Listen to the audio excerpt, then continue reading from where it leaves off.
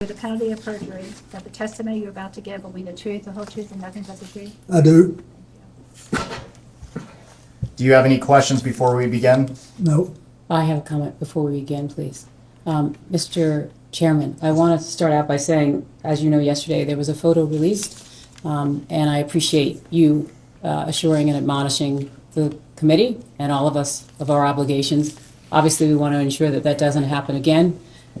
We've obviously experienced a number of deep fakes that have now been circulating on the web, not because of anything that the committee did, but because of the release of this particular photograph. And for that reason, I would ask two things. One, a reminder to all that the obligation to maintain what is occurring in this room occurs. And two, a release of the video of the Secretary's testimony as soon as possible, ideally today, which was in 24 hours, and the same for the President, so that there are not deep fakes that are representing what is happening here when they actually have not. Yeah, and let me say, yesterday that was an unfortunate situation. We had probably two things that shouldn't have happened. The release of the photo, as well as a Democrat member communicating with the New York Times. So I will again remind everyone to refrain from sending pictures or texting with media outlets outside. Melvin is our videographer, and we're getting he's doing this today as well as producing the video, so we'll get them out hopefully as soon as possible, hopefully within the next 24 hours. Thank you very much, Mr. Chairman. I appreciate that. Nothing more. Mr. President, do you wish to provide an opening statement? I do. It's brief. First of all, good morning and welcome to all of you to our hometown. I appreciate you coming here. I'm here today basically for two reasons. First of all, I love my country and the Constitution, and I believe America was built on the idea that no one is above the law,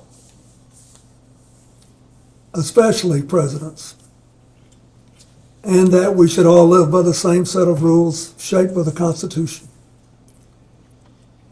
Democracy requires every person to play their part, and I hope that by being here today, we can bring ourselves a little further away from the brink and back to being a country where we can disagree civilly and search for the truth and justice, and that outweighs the partisan urge for spectacle and point scoring. I will do my part, and I hope you'll do yours. The second reason I'm here is that the girls and women whose lives Jeffrey Epstein destroyed deserve not just justice, but healing. They've been waiting too long for both. Through my brief acquaintance with Jeffrey Epstein, though it ended years before his crimes came to light, and though I never witnessed during our limited interactions any indication of what was going on, I'm here to offer what little I know so I can do my part to prevent something like this from happening again.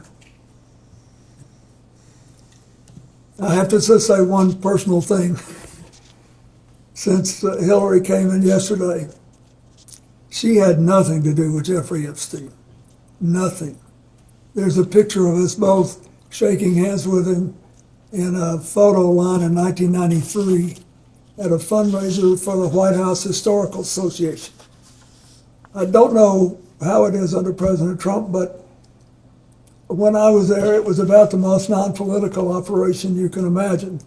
There were people who loved the White House, who were interested in it, would give a little money every year to do things that needed doing around the house. And nothing nearly as extravagant as the ballroom or any of that, just things that had to be done. And neither she nor I remembered shaking his hand all those years ago. So I don't think that was right. On the other hand, I do think you should be talking to me. I think you should have called me. I did take those plane trips with him, and you have a right to ask those questions. So I'm glad to be here, and I understand what the oath is. I have to be honest with you. You know, I'll be 80 years old if I live to my next birthday. I don't remember everything that happened 24 years ago, but I do remember some things, and I will tell you what I remember as best I can. We, each of us, owe the victims nothing less than the truth and accuracy. We owe that to the American people. And I actually hope that you will be able to come up with some suggestions that will reduce human trafficking and especially focus on underage girls. I hope you'll be able to do that. I know that Hillary talked a little yesterday about what the State Department does and what she pushed on human trafficking and girls. When she was Secretary of State, we had to deal with it. And in my foundation, I saw it in Nigeria when Boko Haram was rampaging through the north of Nigeria. And we were working there trying to stop deaths from diarrhea for young children. And it was interesting. These guys were cold and calculated. They said, oh, you don't have to leave because the kids you're helping are younger than the ones we want. They have to be about 9 before they're worth anything to us. So this is really important. And I will do what I can to make whatever contribution I can. Thank you. Thank you. The time reads 11:28, and the majority's time will begin now.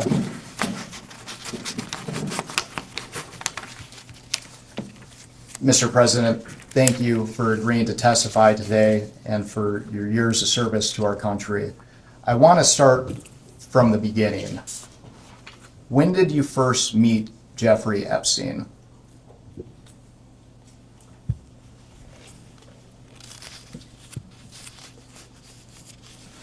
Well, I will try in this testimony, and I will point it out when I'm aware there's a picture or something that predates it. There's a picture which shows him shaking hands in the White House Historical Association reception. That was in 1993, but I'm not aware of that. I first remember meeting him when I got on his airplane to take the first trip with my foundation in, I think, 2002, whenever it was. But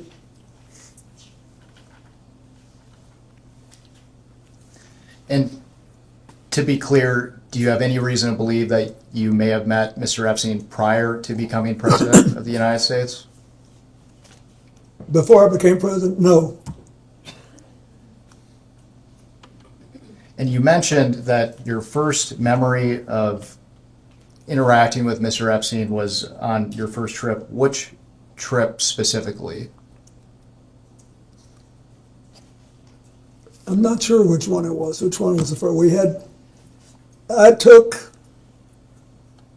all or parts of 4 or 5 trips to Asia and Africa and one to Northern Europe on Mr. Epstein's airplane. And once when I was in Florida, I was offered a ride back to New York, but I wasn't there it was just coincidental that he was there, and I think that was fairly early in the process, but I don't remember exactly. I just know that I did. I took one flight back from Florida to New York, and all are part of several other, I think 4 or 5 trips to Africa, Asia, and one to Northern Europe. And I want to make sure the record is clear. Is it your testimony today that you have no independent recollection whatsoever of the circumstances of when you first met Mr. Epstein? Objection asked and answered. You can answer again. Yes, I do have a recollection of when I remember meeting him before this trip. I mean, on this trip when I took his plane.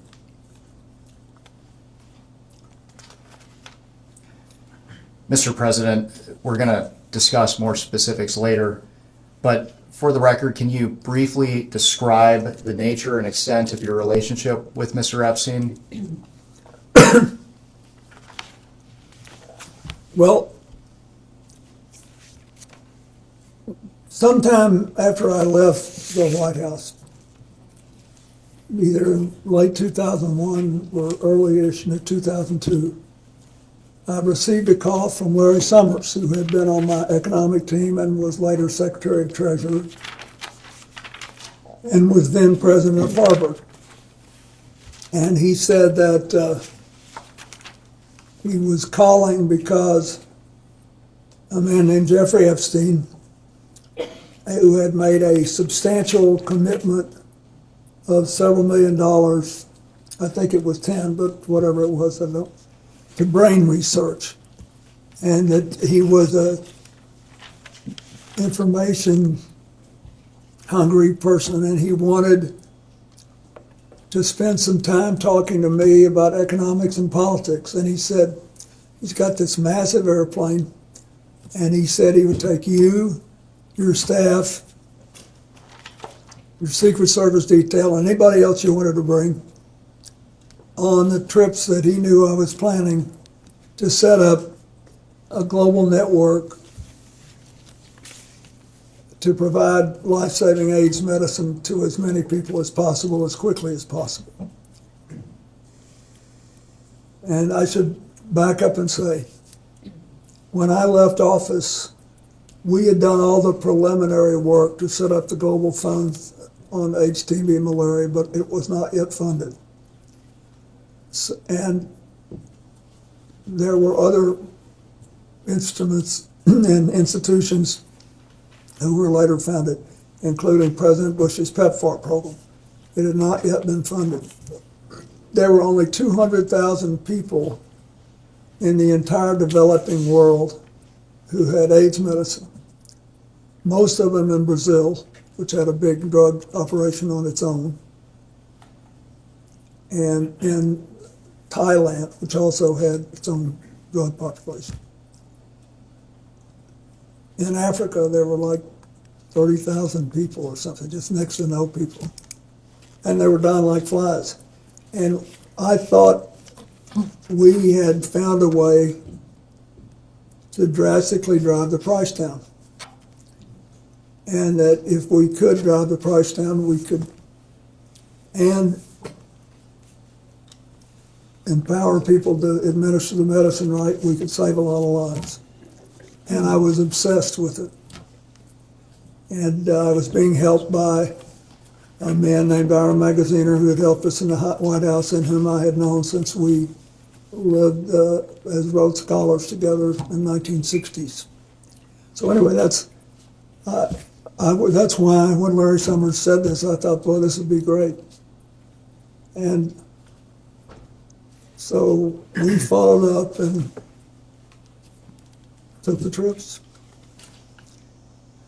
Mr. President, when did your relationship with Mr. Epstein end?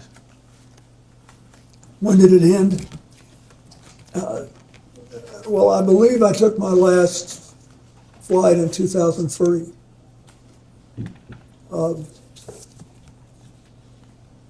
Now, later I became aware of some involvement he had in the first Clinton Global Initiative, but it was much later.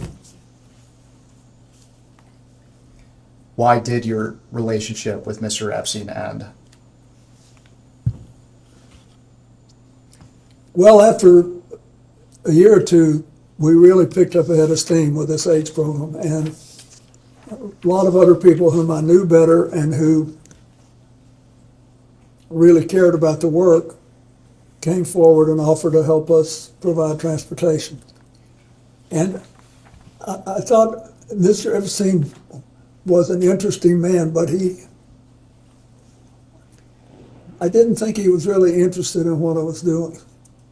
That is, he asked all these questions. He did ask about economics and politics, as he said he would. And he never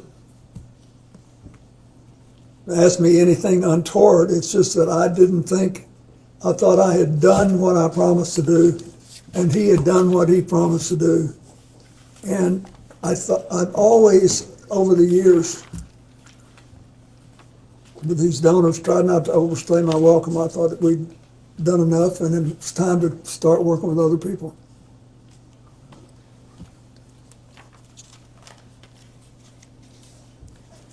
When did you first learn of Jeffrey Epstein's crimes? I think in 2008, when he was prosecuted. There's nothing that I saw when I was around him that made me realize he was trafficking women.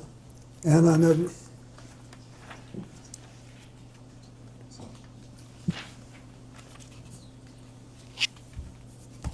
Let's talk about Ghislaine Maxwell. When did you first meet Ghislaine Maxwell? I believe I first met her with him when she was working with him. And what did you understand Miss Maxwell, and what did you understand her relationship to be with Mr. Epstein? I thought she was sort of his chief of staff or administrator. And you said that you first met Miss Maxwell with Mr. Epstein. Is that after you were president? Yeah, I don't believe I met her when I was president. I could have. I met a lot of people, I don't remember. But I definitely remember meeting her on that first flight.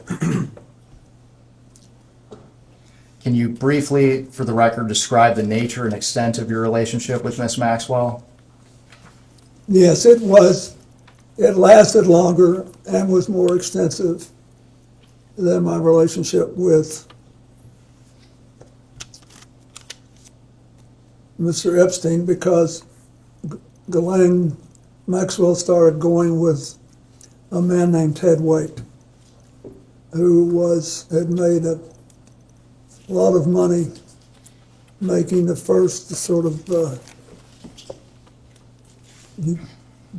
self-designed computers. And he was a big supporter of mine and the foundation before he started seeing Ghislaine. We'd been friends, and he was interested particularly in reducing pollution in the oceans. And so when she started going with him, I would see her from time to time. And when did your relationship with Miss Maxwell end? I don't think I've seen her in a decade. I don't know. It's been a long time. I don't know exactly when. Why did your relationship with Miss Maxwell end? Well, first she moved to Boston, I think. She had a relationship with a man there, and I think they may have married. And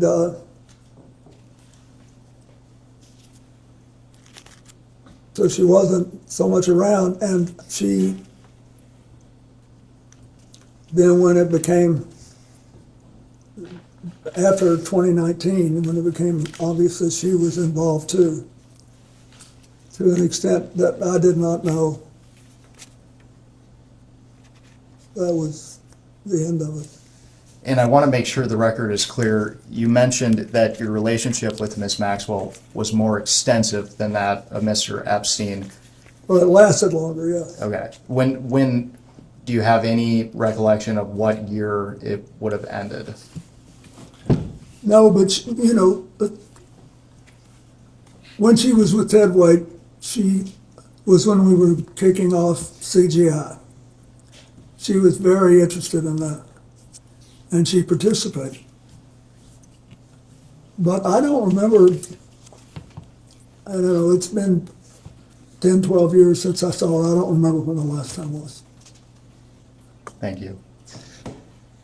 I am going to ask you some baseline questions regarding who you communicated with and about what. If you don't recall specifics but do recall you communicated with them, you should answer yes, but say you do not recall specifics. Okay? Counsel, can I just ask, if you're going down a list, your question is, did he communicate with the person, yes or no? And then you'll come back if he says yes to ask further. Yes. Thank you. And I will finish the prompt here too. So the question, Mr. President, have you ever communicated with any of the following people regarding Mr. Jeffrey Epstein or Miss Ghislaine Maxwell? And for now, you can say yes or no, and we will come back to discuss each one. And this is to the best of his recollection, yeah? Correct. Mhm. Okay, thanks. Okay? First, Richard Kahn. Richard who? Kahn, T-O-D-D? K-A-H-N. I don't know who that is. Darren Indike. Indike? Correct. I don't know who that is. Sarah Kellen. I don't know who that is.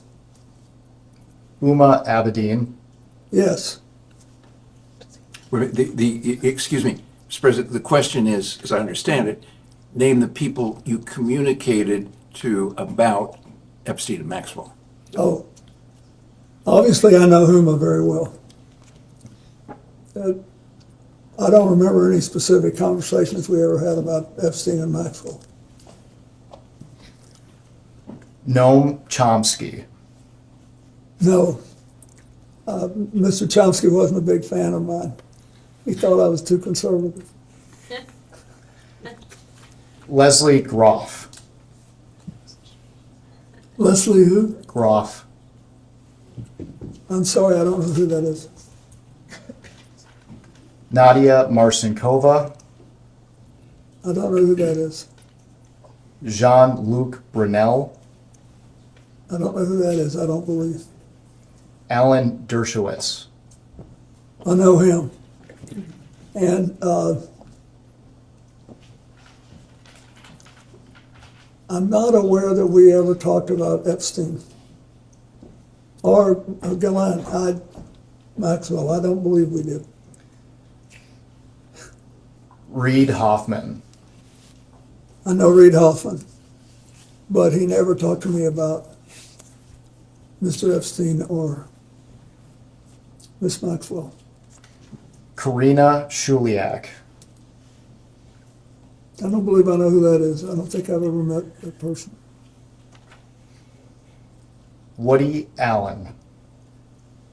I do know who he is, but I don't think I ever met him, and I never talked to him about Epstein or Maxwell. Sandy Berger. Sandy Berger was my national security advisor, and we were very close personally, but he's been dead for several years. And I don't think I ever talked to him about either one of those people. Jess Staley. Jess Staley? Correct.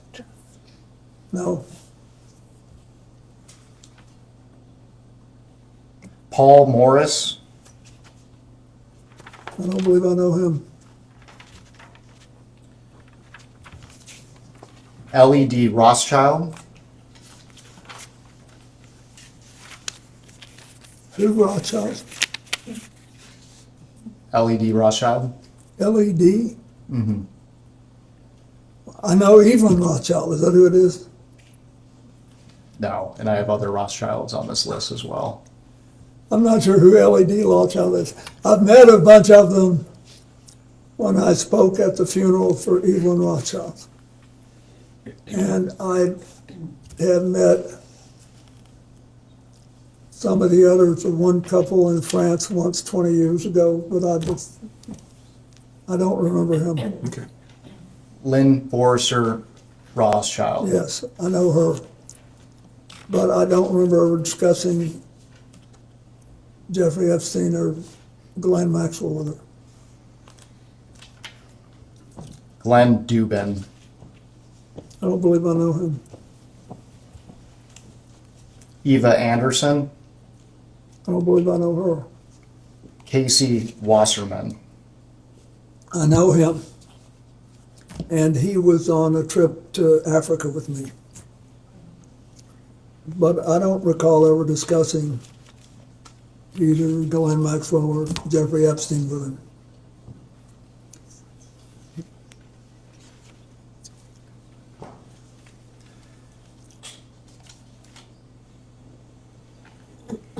Ira Magaziner, Yes, I think I mentioned him earlier.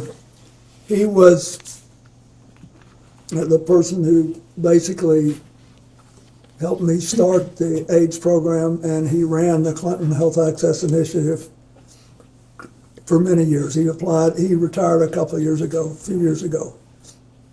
But I don't remember ever discussing either Epstein or Rothschild with him, or Maxwell with him. Karen Ewing, No, Stacy Plaskett. Stacy Plaskett is the member of Congress from the Virgin Islands, isn't she? Correct. I know her. But I don't recall ever discussing Epstein or Maxwell. Howard Lutnick, Howard Lutnick is the Secretary of Commerce. Right? correct. I know him and from 9/11, and because Hillary worked with his company and helped him to get going again. But, and I know he's now President Trump's Secretary of Commerce, but I don't remember ever having any conversation with him about Jeffrey Epstein or Ghislaine Maxwell. Doug Band, And he worked for me for years. And I know that he arranged like airplane flights and things like that, and was doing work on the first Clinton Global Initiative in 2005. And I know that he knew both Epstein and Maxwell. I do not know to what extent he was in contact with them. And I heard things in the last things I didn't have any idea 24 years ago. So you'd have to be more specific if you want to know if I knew something then. I can tell you as best I can, but he worked for me, and I knew some of what he was doing, and I didn't know some of what he was doing.